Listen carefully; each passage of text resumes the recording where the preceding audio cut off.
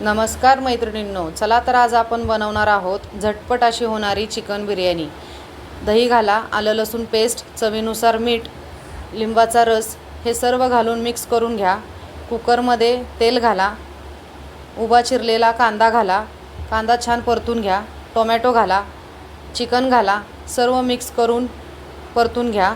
चला तर आता आपण मसाले घालूयात।